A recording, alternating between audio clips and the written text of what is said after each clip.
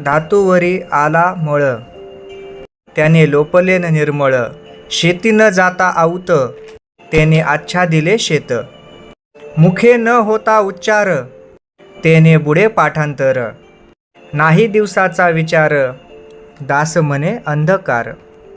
समर्थ रामदास स्वामी या अभंगातून सांगतात की जर आपण काही गोष्टी नाही केल्या तर त्या गोष्टी नष्ट होत राहतात. कारण जसं एखाद्या धातूचा जर उपयोग नाही झाला, तो धातूचा पदार्थ धुण्यामध्ये वापरामध्ये जर नाही आला तर त्यावर गंज चढतो आणि तो गंज चढतो, मळ चढतो आणि मग त्याचं निर्मलता नष्ट होती, तो धातू घाण होतो. त्याच प्रकारे जर आपण दुसरं उदाहरण देऊन समर्थ रामदास स्वामी सांगतात की जर आपण शेतामध्ये नाही गेलो, शेताची मशागत नाही केली, आऊत नांगरणी नाही जर केली तर तिथं तण वाढल आणि अशा प्रकारचं तण वाढल की ते पूर्णपणे शेत आच्छादून टाकल, शेत वापून टाकल. त्या तणाचा आपल्याला तर काहीच फायदा होणार नाही. उलट आपलं जे पीक येणार आहे ते पीक येणार नाही व्यवस्थित. कारण सर्वच जागा, सर्वच जमिनीतले पोषण मूल्य हे ते तण घेऊन जाईल आणि जे मुख्य पीक आहे ते मात्र तसंच राहून जाईल, त्याची वाढ होणार नाही. त्याचप्रमाणे जर आपण मुखातून नामस्मरण करून विसरलो, आपण पाठांतर करणं विसरून जर गेलो तर आपल्याला कधीच खऱ्या गोष्टींचं ज्ञान प्राप्त होणार नाही.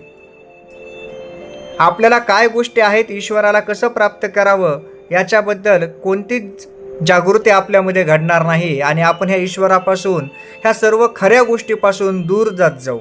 कारण आपण त्या त्या वेळेला ते काम केलं नाही.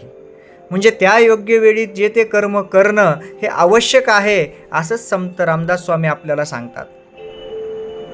या पुढे जाऊन स्वामी आपल्याला अजून एक उदाहरण देतात.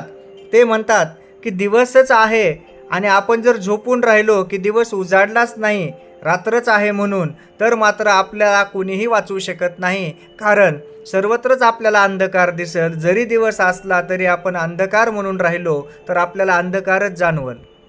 म्हणजे आयुष्यामध्ये काही गोष्टींचा स्वीकार करताना डोळे उघडून स्वीकार करायला पाहिजे.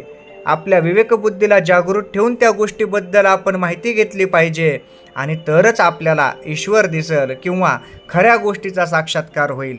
अशा प्रकारे या अभंगातून समर्थ रामदास स्वामी आपल्याला जीवन जगताना कशा प्रकारचं जीवन जगलं पाहिजे हे उदाहरणासहित आपल्याला सांगतात आणि हीच त्यांची शिकवण आपल्याला आजच्या काळामध्ये ह्या संसारातला भवसागर पार करण्यासाठी उपयोगी ठरते. जय जय रामकृष्ण हरी.